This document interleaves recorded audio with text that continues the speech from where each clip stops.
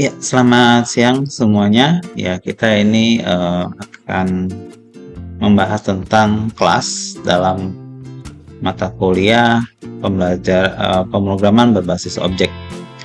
Oke, nah untuk saat ini kita akan mulai dengan PowerPoint. Ya, kita akan mulai di sini. Nah, ini sudah di-share untuk PowerPoint-nya, membuat dan menggunakan kelas. Tujuan kita adalah di sini untuk mempelajari tentang konsep dari kelas dan bagaimana membuat kelas dari di mana objek tersebut dapat kita create atau kita buat ya. Jadi sebuah objek di mana objek tersebut dibuat berdasarkan kelas yang kita rancang nantinya. Kemudian kita bisa mempelajari tentang metode dan variabel yang ada di dalam kelas, dan kemudian kita juga akan melihat tentang bagaimana mendeklar atau mendefinisikan sebuah objek. Kemudian setelah itu kita akan mencoba melihat bagaimana mengcompile dan menjalankan sebuah program yang menggunakan kelas objek. Kemudian kita juga akan menggunakan kelas ya untuk mengorganisasi kelas ya. Kemudian bagaimana membuat akses field ataupun metode ya, akses modifier namanya. Jadi itu bagaimana visibilitas atau akses terhadap sebuah field atau metode yang ada di dalam sebuah kelas ya. Jadi kalau di sini ada public dan private, nanti ada beberapa tipe dari kelas tersebut ya, untuk field dan metodenya atau atribut variabelnya dan juga fungsinya. Tetapi di sini kita masih mempelajari hanya public dan private saja. Kemudian kita nanti untuk berikutnya kita akan mempelajari tentang referensi disk ya. Jadi untuk menggunakan atau mengakses field dan metode di dalam si kelas sendiri, kita bisa menggunakan kata referensi disk ya, atau kata kunci. Oke. Nah, kemudian nanti kita akan melihat ya, untuk sesi berikutnya kita akan melihat bagaimana penulisan konstruktor, kemudian bagaimana menulis parameter pada konstruktor, kemudian bagaimana mengoverload konstruktor dan menulis destruktor. Oke. Nah, sejauh ini kita ada mempelajari tentang pembuatan kelas menggunakan sysub. Itu kita menggunakan main ya. Jadi ada kelas, dia memiliki main. Nah, itu nanti kita akan dipanggil ya, terutama kelas yang statik. Nah, itu akan menjadi dasar dari sebuah program. Nah, biasanya kita menggunakan program CS ya, dan kemudian kita juga bisa membuat beberapa fungsi. Nah, jadi beberapa dari kita itu umumnya kalau misalnya saya menjelaskan di depan, kemudian kita ada program yang baru ya, untuk menyimpan program yang lama, kita buat program tersebut menggunakan project yang baru. Nah, sebenarnya tidak seperti itu ya, tapi nanti kita akan jelaskan pada kelas ya. Pada kelas ini bagaimana cara menggunakan kelas sehingga tidak perlu kita membuat program yang baru ya, project yang baru. Kemudian nanti kita juga akan mencoba melihat bagaimana menginstantiate objek atau meng-create objek menggunakan kelas ya. Jadi oke. Kemudian di sini ya, semua objek ya, semuanya itu adalah objek dalam objek pemrograman berbasis objek. Jadi semua itu adalah objek di sini ya. Di sini ya, semua adalah objek ya. Nah, jadi kalau kita menurunkan sebuah atau kita menggunakan sebuah kelas, itu tidak bisa dari kelasnya langsung dipanggil, tetapi harus menggunakan sebuah objek, atau kalau misalnya kita biasa menamakannya seperti sebuah variabel ya, dengan tipe data. Nah, jadi kelas itu lebih mirip kepada tipe data, sedangkan objek adalah variabelnya, nama variabelnya. Oke. Object Oriented Programming itu disebut sebagai atau dikenali juga sebagai relationship ya. Oke. Nah, di sini penggunaan objek ya memberikan uh, pemahaman yang lebih baik tentang apa yang akan dibuat, ya, tentang apa program apa yang akan dibuat. Jadi kita akan lihat beberapa contoh ya, di mana itu akan bisa mewakili sebuah proses gitu ya. Nah, kemudian di sini ada juga data komponen dari sebuah kelas ya, disebut sebagai instan variabel dari kelas tersebut.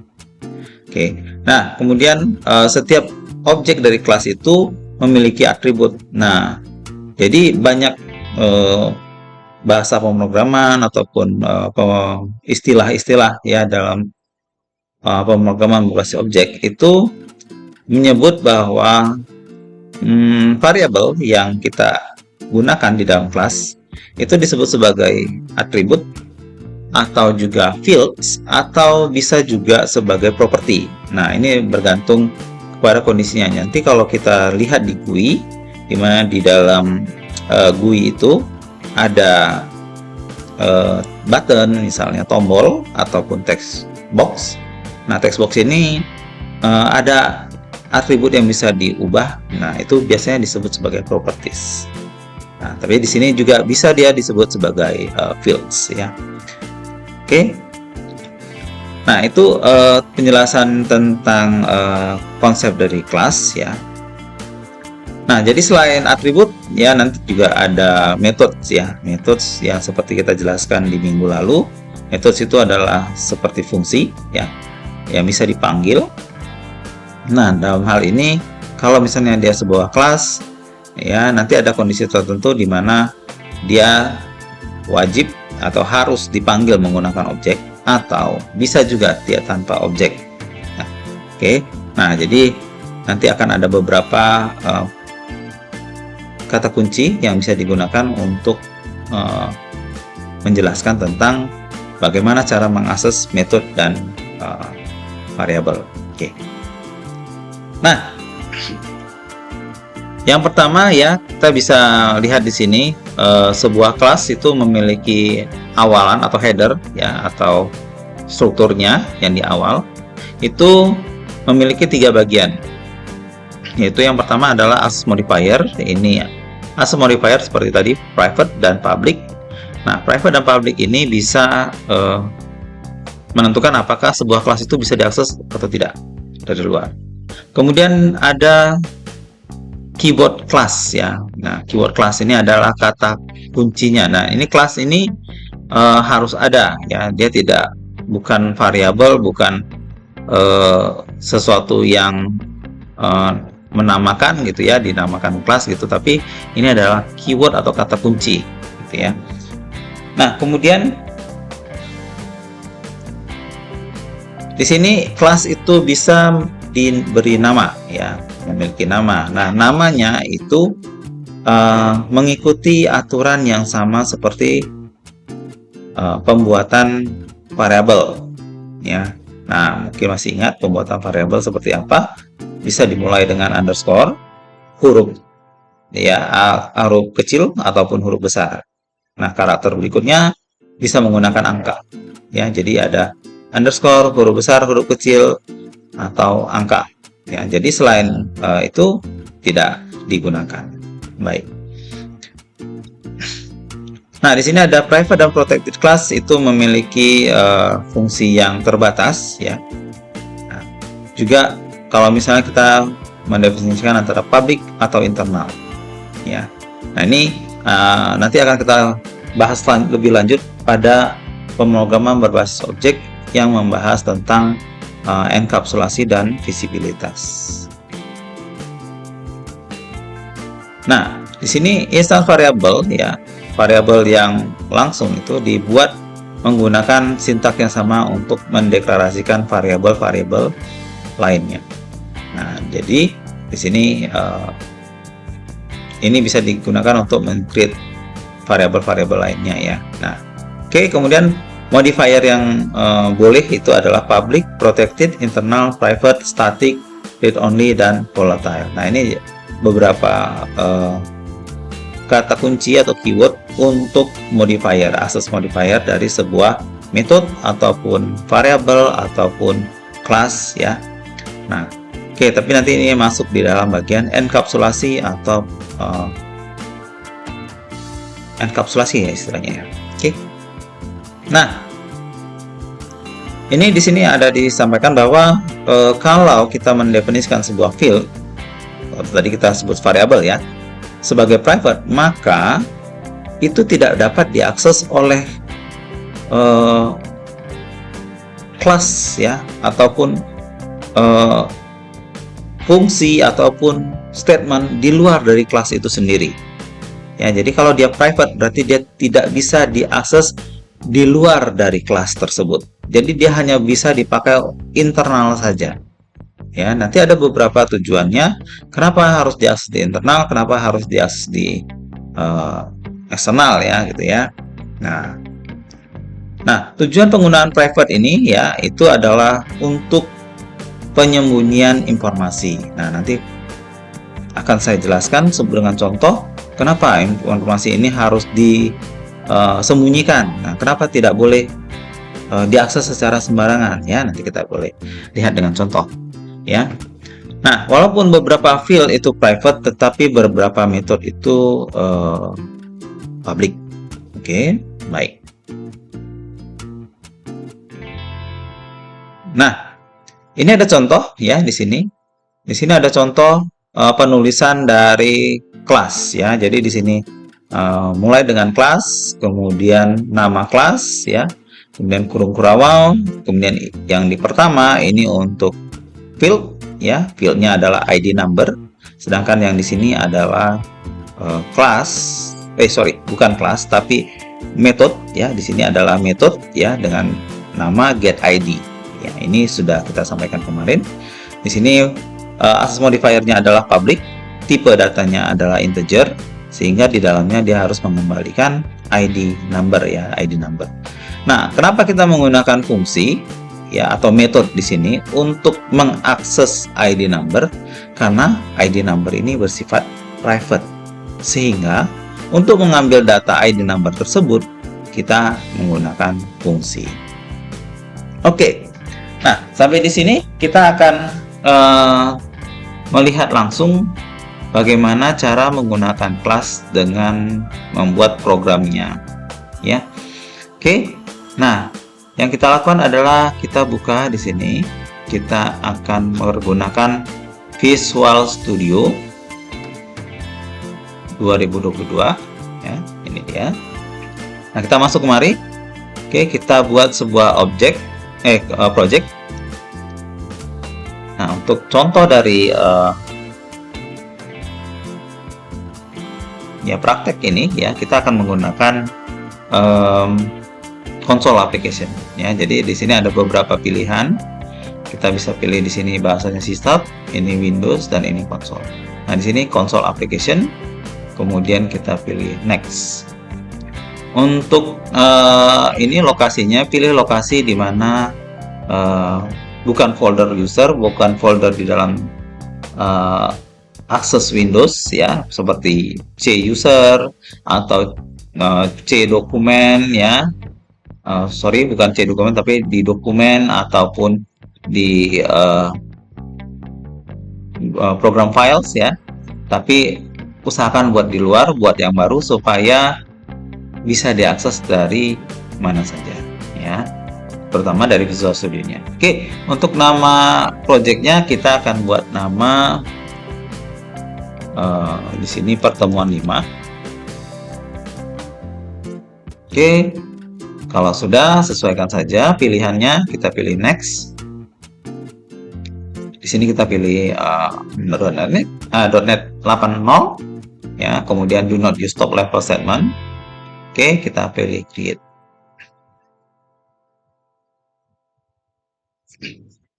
Oke, kita tunggu sampai selesai.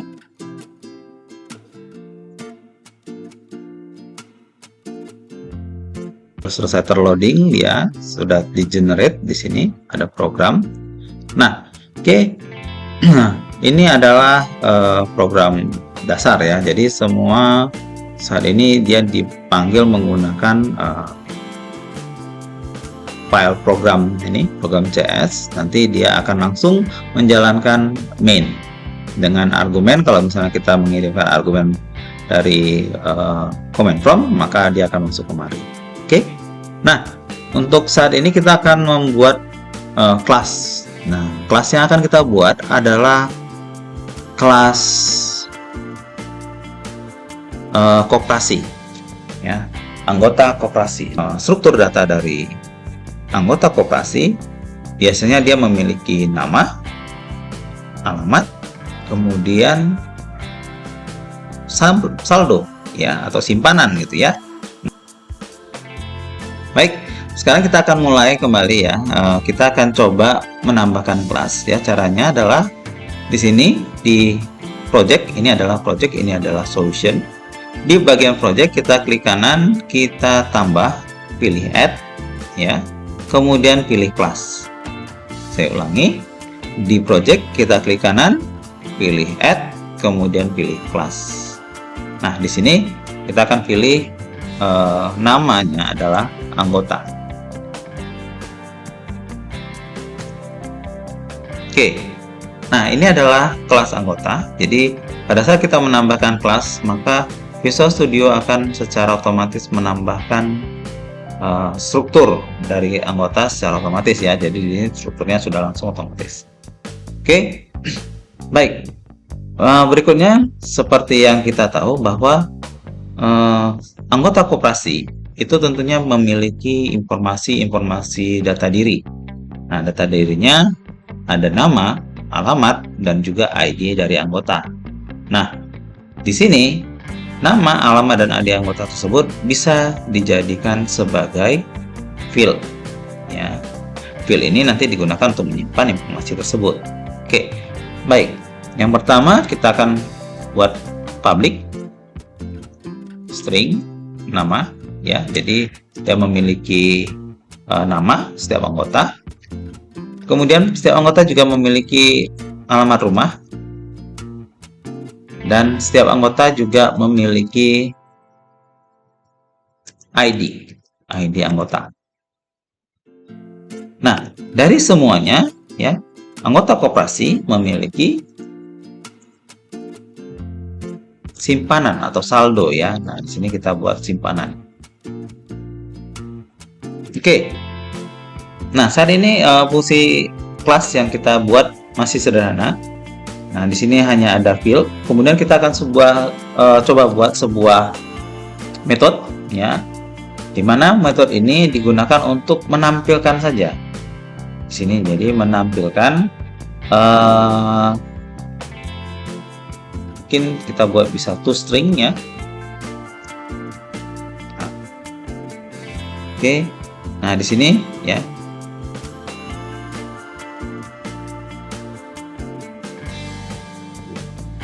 Oke, di sini tidak bisa kita buatlah cetak ya, karena di itu nanti ada fungsi override. Oke. Nah, kita buat fungsi cetak, di mana di fungsi cetak ini kita akan buat tulis ya, kita akan tulis di sini info anggota.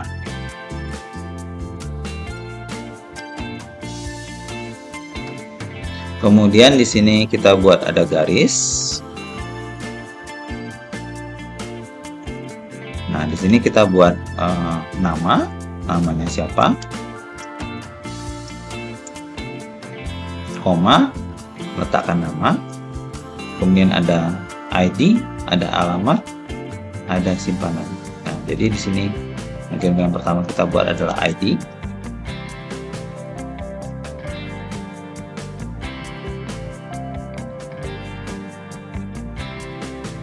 Oke, di sini ada nama, ada alamat, kemudian ada saldo ya. Saldo kita buat di sini. Nah, di sini kita buat ID. Ini alamat. Dan di sini simpanan. Oke. Kemudian kita tutup dengan tanda garis ya. Oke. Jadi ini digunakan untuk mengelola atau menampilkan saja ya, cetak gitu ya. Nah, kita sudah buat sebuah kelas sederhana, kelas anggota, ya, kelas anggota dari koperasi. Ya. Nah, di dalam program ini, ya, kita kembali ke program di sini. Ya. Nah, di sini kita akan menggunakan kelas tadi. Nah, untuk menggunakan kelasnya, tentunya kita menggunakan deklarasi ya. Anggota A sama dengan new anggota. Oke, jadi di sini kalau kita lihat kembali tadi di slide itu ada deklarasi untuk pembuatan objeknya ya. Itu yang pertama digunakan adalah contoh di sini employee, maka nama kelasnya employee, maka di sini employee, kemudian my assistant sama dengan new employee. Ya, jadi dia harus menggunakan kata new. Ini yang tidak kita jumpai di deklarasi variabel menggunakan tipe data dasar atau misalnya primitive type ya, atau tipe-tipe yang seperti integer, float itu ya. Oke. Nah, jadi dengan itu kita buat seperti ini. Nah, kemudian kita akan isikan ya datanya. Karena kalau kita tidak isikan datanya, maka datanya akan kosong ya. Yang pertama kita isikan ID. ID-nya kita buat 001. Kemudian A titik nama, kita buat misalnya di sini saya. Kemudian ada alamat, kita buat di sini jalan kaki. Kemudian kita buat simpanan, itu kita buat misalnya 1 juta. Oke. Nah, kemudian kita panggil A cetak. Nah, oke. Jadi di sini ada inisialisasi atau instantiate objek menjadi objek A, di mana objek A itu adalah instan dari kelas anggota. Kemudian di sini kita mengisikan nilai pada setiap variabel-variabelnya ataupun field-fieldnya di dalam kelas. Kemudian di sini kita memanggil fungsi cetak ya, atau metode cetak. Oke. Nah, yang pertama kali mari kita lihat hasil dari program kita. Kita jalankan.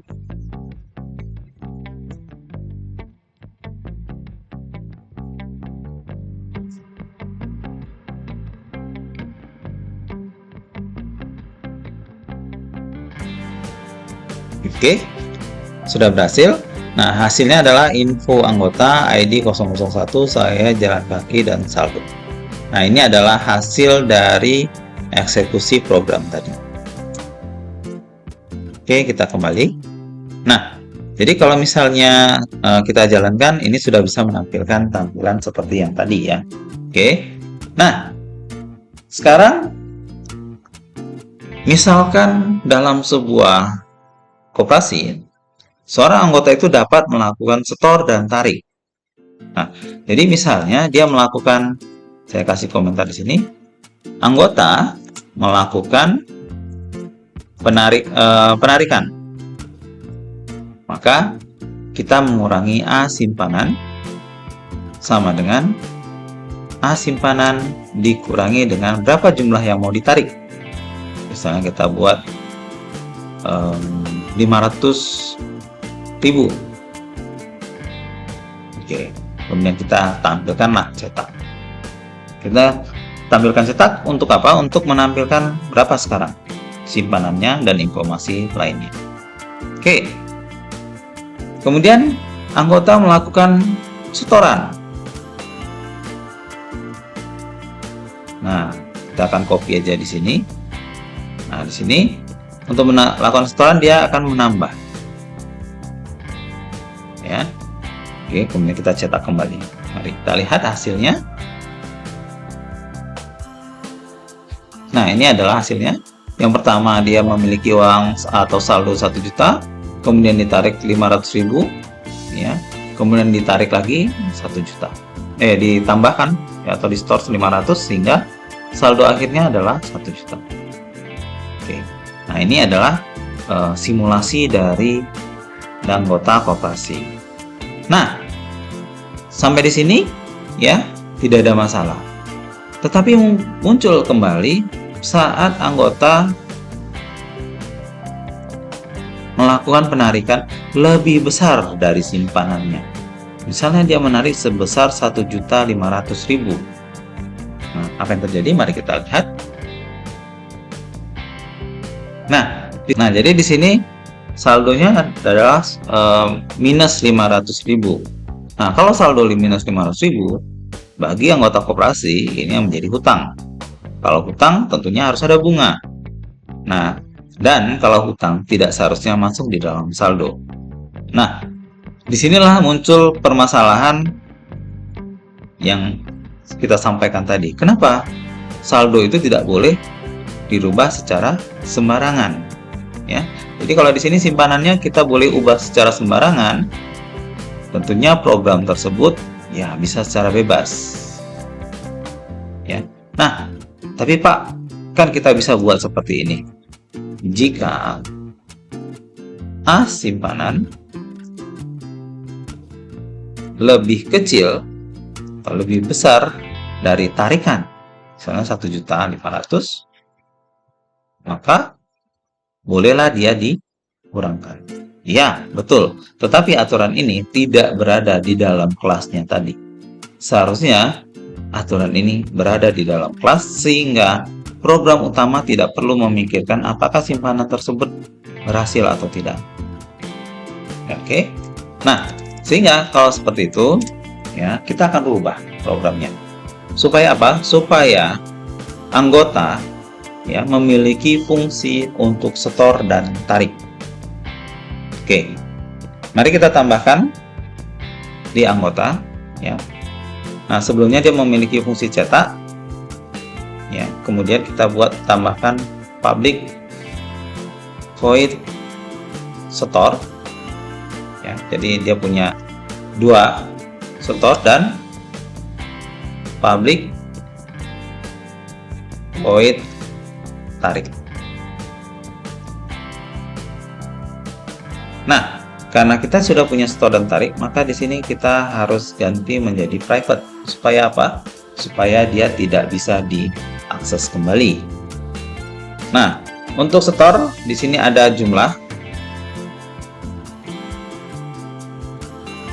Ya, di sini ada jumlah. Maka kita bisa buat simpanan sama dengan simpanan ditambah dengan jumlah. Atau seperti yang kita pernah pelajari, untuk singkatnya simpanan plus sama dengan jumlah. Nah, kalau tarik tadi simpanan min sama dengan jumlah. Oke, di sini kita tambahkan int jumlah.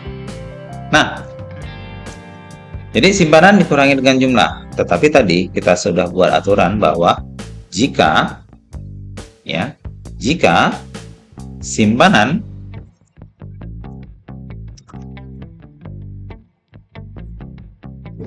dikurangi dengan jumlah, hasilnya adalah kurang dari 0, maka tidak boleh. Jadi dia harus lebih besar dari atau sama dengan 0. Artinya simpanan itu harus lebih besar dari tarikan. Ya, jadi kita harus menarik. Ya, kalau kita mau menarik harus ada uangnya. Kalau uangnya tidak ada, kita tidak bisa tarik. Ya. Jadi di sini kita bisa kasih pesan console write line tarikan gagal. Nah, jadi seperti ini ya. Oke. Mari kita lihat di sini. Ternyata simpanan ya, di sini ada A simpanan. Ya, di sini kita sudah akan merubah. Nah, pada saat kita kembali ke program utama, simpanan menjadi error. Kenapa? Nah, di sini ada pesan bahwa anggota simpanan is inaccessible due to its protection level. Artinya, karena kita sudah berubah simpanan tadi menjadi private, maka tidak bisa lagi diakses secara langsung. Kayak ini kita hilang. Oke. Nah, kemarin tadi kita buat seperti ini, cetak. Nah, yang dilakukan anggota pertama sekali adalah melakukan store. Kalau kita buat di sini, store.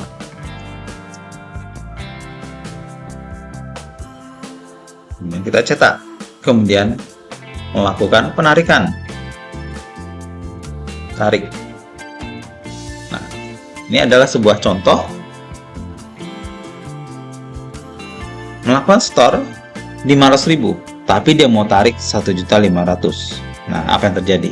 Mari kita lihat apakah dia bisa melakukan penarikan. Nah, di sini awalnya saldonya masih 0, kemudian dia store 500.000, ya. Dia melakukan penarikan, akan muncul pesan tarikan gagal. Kemudian dia menampilkan kembali informasinya. Nah, oke. Baik. Nah, jadi di situ nampak fungsi dari store dan tarik, sehingga setiap kali kita menarik, kita tidak perlu mengecek apakah simpanannya ada atau tidak. Ya, kalau tidak, nanti setiap kali kita melakukan penarikan, kita harus cek kembali. Oke. Nah, di sini ya ada lagi permasalahan. Ya, jadi muncul lagi permasalahan. Ini dilakukan secara manual. Bagaimana kalau misalnya kita mau ini dilakukan secara otomatis? Maksudnya bagaimana?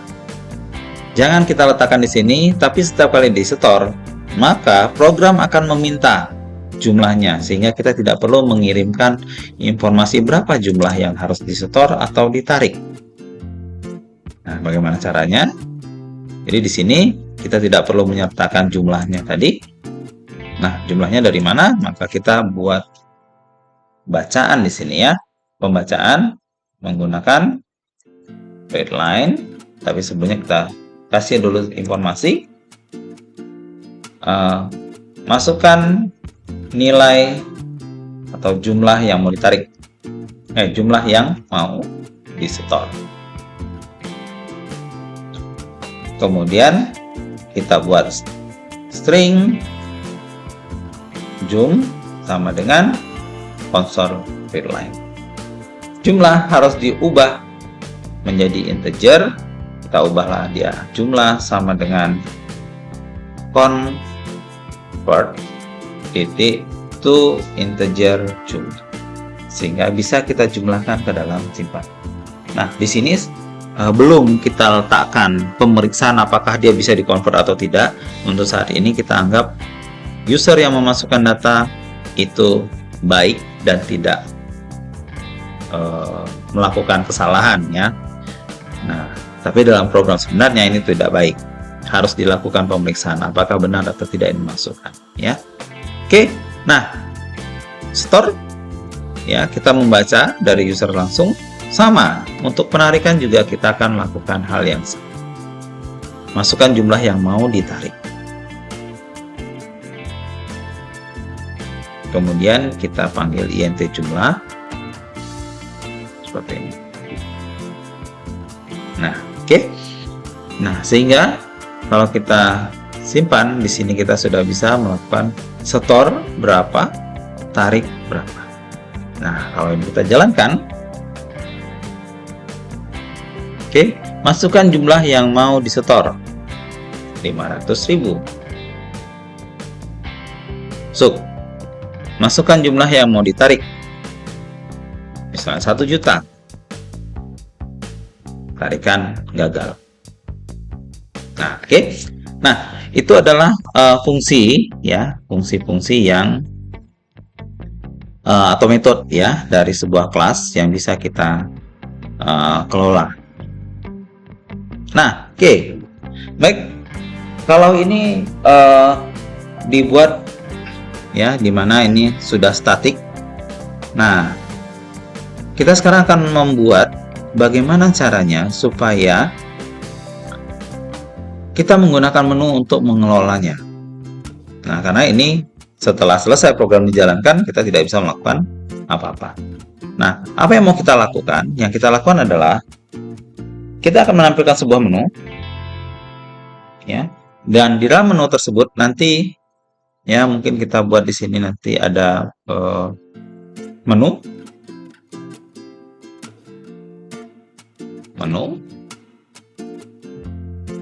kemudian di sini ada garis. Mungkin kita bisa senterkan secara manual. Kemudian kita memberikan informasi apa saja yang bisa kita akses. Misalnya S itu untuk store, T itu untuk tarik, kemudian I untuk info, kemudian ada K untuk keluar. Nah, ini adalah menu ya. Kemudian kita masukkan di sini, masukkan pilihan STIK, stick.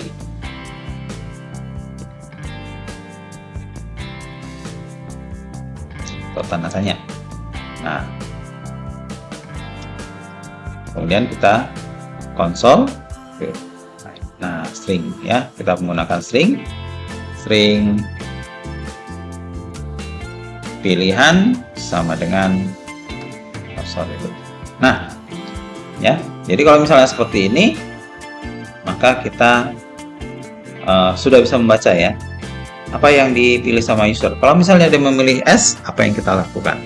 Nah, untuk menggunakan decision di sini berdasarkan apa yang diminta oleh user, kita bisa menggunakan switch. Kenapa harus switch? Ya, mungkin nanti bisa dikasih di kolom komentar ya. Kenapa harus switch ya? Nah, jadi kita akan menggunakan switch di sini. Switch pilihan.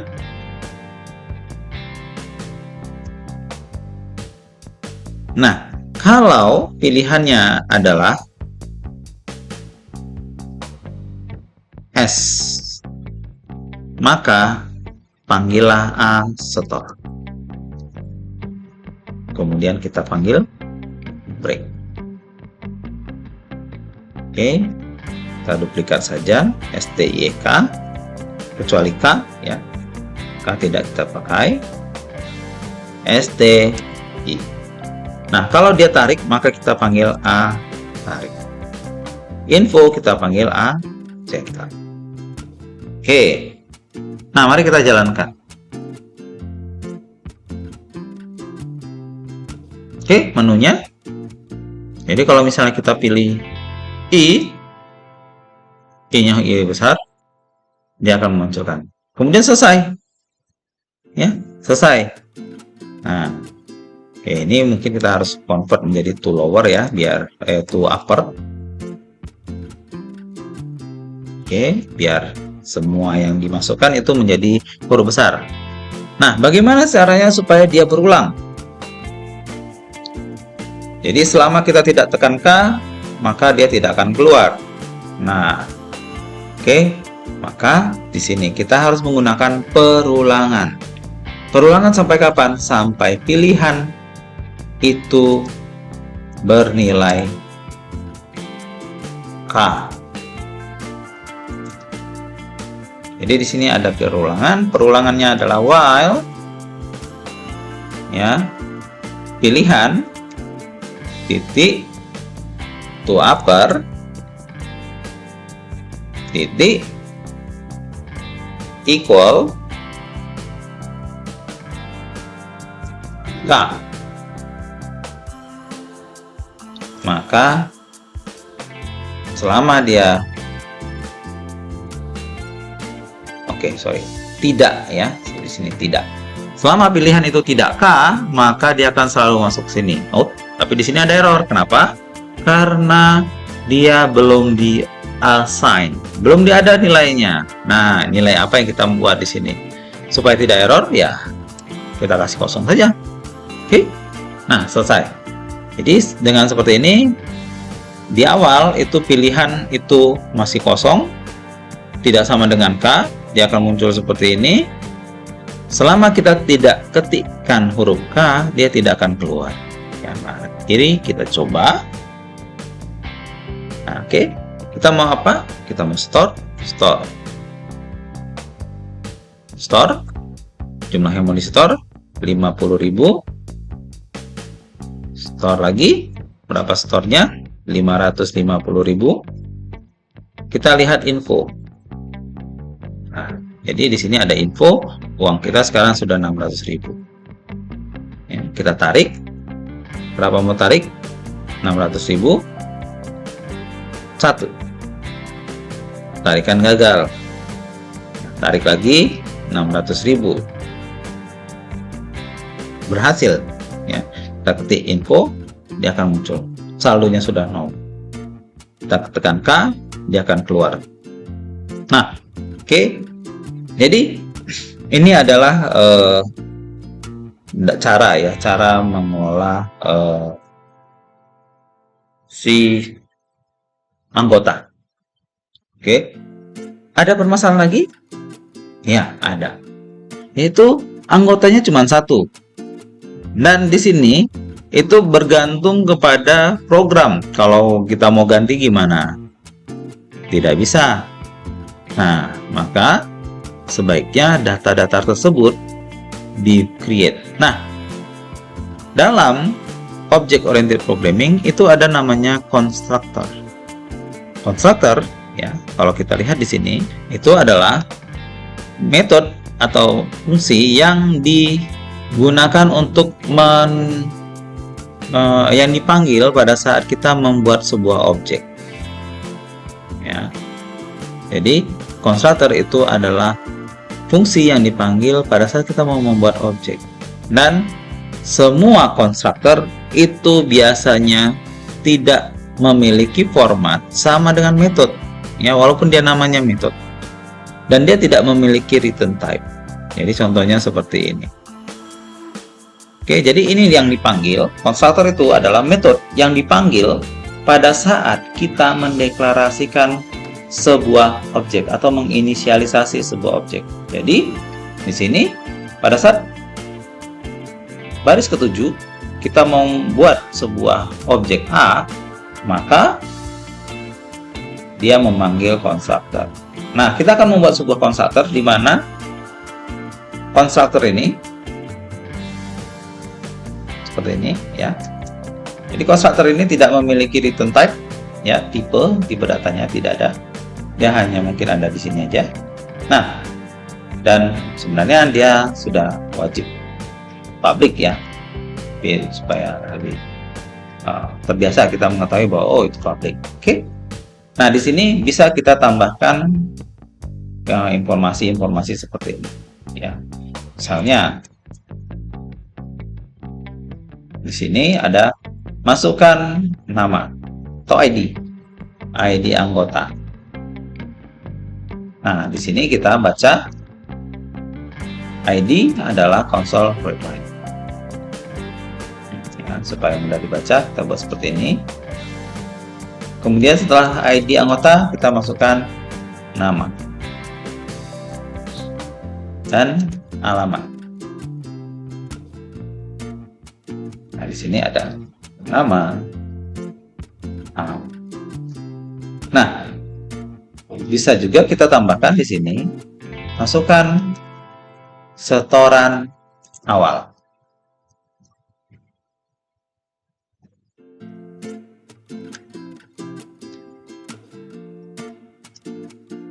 Nah, di sini kita bisa convert dia, ya, seperti cara yang di sini. Copy saja master, console read line, kemudian simpanan sama dengan convert ke integer 32. Oke. Nah, sehingga ini kita tidak perlu lagi, ya. Nah, di sini kita bisa panggil pertemuan. Pada saat dideklarasikan, dia langsung meminta kita untuk memasukkan ID anggota, misalnya 001. Namanya saya, jalan-jalan, setoran awalnya 400.000. Kalau kita lihat info, itu dia 001, saya jalan-jalan 400.000. Kita mau tarik 200.000. kita klik info, maka dia akan muncul. Nah, oke. Nah, sekarang permasalahannya adalah, dan nanti akan menjadi tugas, buatlah pengelolaan data ya seperti ini, tetapi pengelolaan datanya itu untuk semua anggota. Jadi kita bisa tambahkan data anggota ya, kita bisa tambahkan data informasi tariknya dan keluarnya, keluar info dan sebagainya gitu ya. Nah, oke. Jadi silakan dibuat. Oke, nanti cek di sisi padi untuk tugas lengkapnya. Oke. Nah, saya akan membantu untuk membuat pengelolaan anggotanya, tetapi Anda ditugaskan untuk membuat penarikannya. Jadi penarikannya seperti apa dan bagaimana. Jadi hanya melanjutkan tugas ini. Oke. Nah, baik. Ini adalah program sebelumnya ya. Seperti saya bilang tadi, sebenarnya kita bisa membuat sebuah program ini tanpa harus mengganggu yang ada di sini. Nah, bagaimana caranya? Kita akan memindahkan fungsi ini ke dalam satu fungsi lainnya ya. Tadi kita sama seperti tadi, klik kanan di project, add class. Kita buat di sini pengelola program 1. Nah, di sini pengelola program hanya memiliki satu fungsi, yaitu run. Oke. Nah, kita copy saja program yang ada di sini.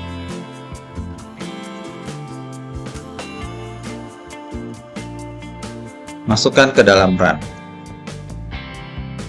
Sudah. Seperti itu aja. Sehingga di sini kita tinggal pengelola program 1 pp sama dengan new pengelola program 1. Kemudian kita panggil pp.run. Oke, selesai. Oke, selesai. Nah, jadi kalau kita jalankan ini sebenarnya sama saja. Ya, masukkan ID anggota 001. Nama, saya, dan kamu. Alamat, jalan di mana.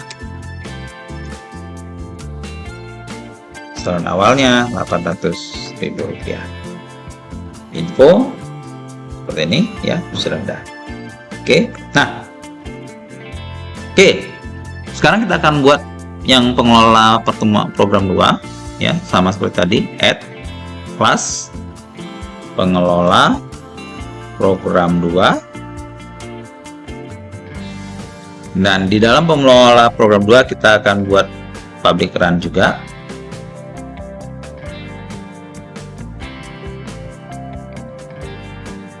Dan di program kita ganti program 1 menjadi program 2. Nah, sudah selesai, itu aja. Nah, di sini ya kita akan mengelola anggota. Nah, bagaimana caranya kita menyimpan banyak data anggota dalam satu tempat? Salah satu caranya adalah dengan menggunakan yang namanya ya, kita membuatnya dengan menggunakan array. Oke. Nah, kita akan buat di sini sebuah variabel ya, bisa kita buat private karena kita hanya menggunakan di lokal. Anggota array A sama dengan new anggota, kita mau hanya ada 100 anggota saja. Oke. Nah, kemudian kita mau menampilkan menu ya, dia bisa menambah anggota, kemudian mencetak daftar anggota ya. Jadi di sini kita bisa mengakses data anggota ya. Bisa mengakses data anggota, kemudian mencetak, melihat daftar anggota. Jadi nanti ada beberapa menu. Oke. Nah, karena programnya hampir sama dengan yang di sini, maka kita akan copy saja. Ya. Di sini menu, ya di menu ini adalah A, tambah anggota, B, daftar anggota. Jadi dia bisa menampilkan daftar anggota. Kemudian C, simpan pinjam atau setor tarif. Nah, oke. Nah, K keluar. Nah, di sini ada A, B, C, K.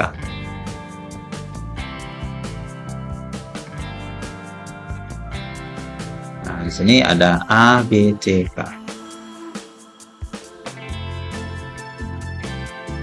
Nah, kalau K ya sama seperti tadi ya, keluar. Oke. Nah, di sini kita kosongkan dulu.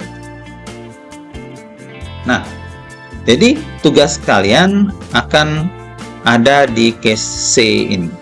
Ya, bagaimana mengelola anggota tadi. Oke. Nah, pertama kita akan menambahkan anggota. Nah, bagaimana menambahkan anggota?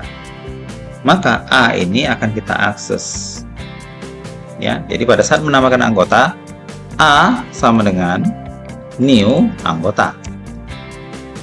Nah, permasalahannya A ini adalah array. Maka kita harus mengakses dengan tanda kurung siku. Tanda kurung siku, maka harus ada indeks. Indeksnya dari mana? Maka kita akan buat di sini int c sama dengan 0 karena indeks array selalu mulai dari 0. Ini kan? Nah, maka kita buat di sini c. Kemudian setelah kita buat anggota baru, apa yang kita lakukan? Kita tambahkan c-nya. Sehingga dia nanti akan mulai dari 1, 2, 3 dan seterusnya. Oke? Nah, ini untuk menambahkan anggota baru. Menampilkan daftar anggota bagaimana? Nah, kita buat sebuah fungsi baru. Boleh private, boleh public, silahkan. Tampil namanya. Atau daftar ya. Oke. Nah, di daftar ini apa yang dilakukan? Nah, daftar ini kita melakukan list data. Nah, bagaimana cara kita list data? Nah, ini adalah array. Ya, kita tentunya dengan menggunakan array. Ya, seperti ini. Oke. Jadi di atasnya mungkin kita akan tambahkan seperti ini. Copy dulu di sini. Daftar anggota.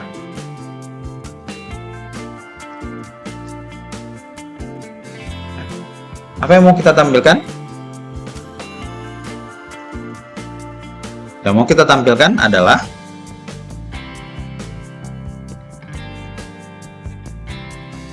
ID anggota. Kita kasih jarak. Kemudian diikuti dengan nama. Kita kasih jarak. Alamat tidak perlu, kita hanya perlu berapa simpanannya atau saldo. Nah, kemudian di sini kita buat A I titik ID A I titik saldo nama, kemudian A I titik simpanan. Nah, karena kita nggak bisa ngambil simpanan di sini, sedangkan kita perlu informasi simpanan, maka kita perlu mengelola anggota lagi supaya bisa mengambil dan menampilkan data simpanan. Nah, bagaimana? Kita buat sebuah public. Di sini kita bisa buat int atau string. Ya, kita buat int saja. Ini saldo. Return simpanan. Nah, sehingga di sini kita bisa buat A kurung siku I titik saldo.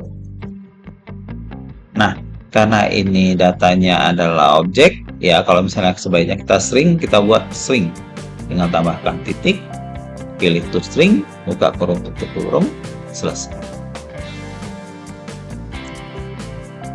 kemudian kita letakkan ini di bagian akhir. Oke, nah kalau kita jalankan, ya, pertama kita tambah A, masukkan ID anggota 001, namanya friendly, saya aja. Jalan pertama, setoran awalnya 500.000.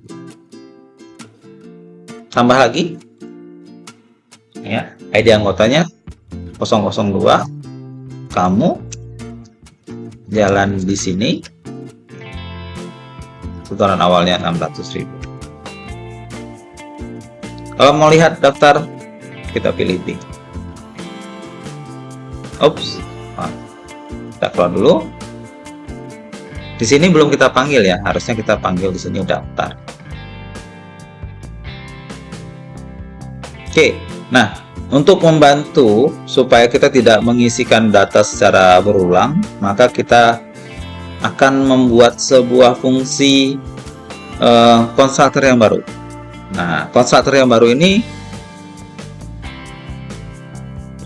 kita overloading, ya. Kalau kita ingat kemarin ada fungsi overloading, ya, dimana di sini ada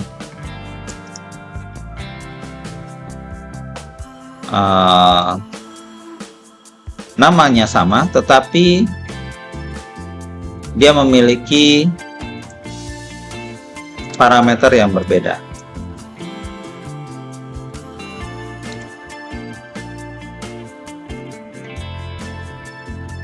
Ya, nah di sini kita tinggal ini dihapus.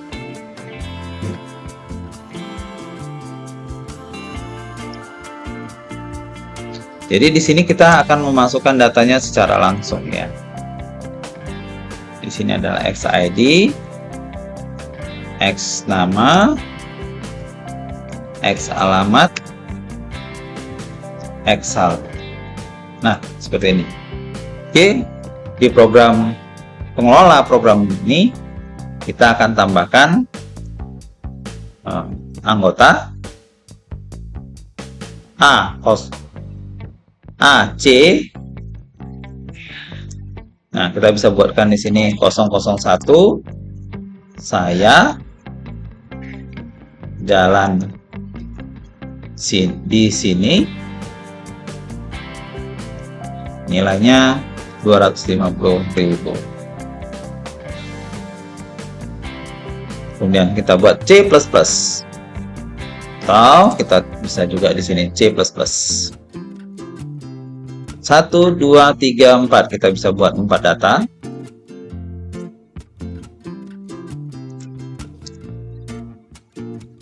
Saya, kamu, dia, mereka.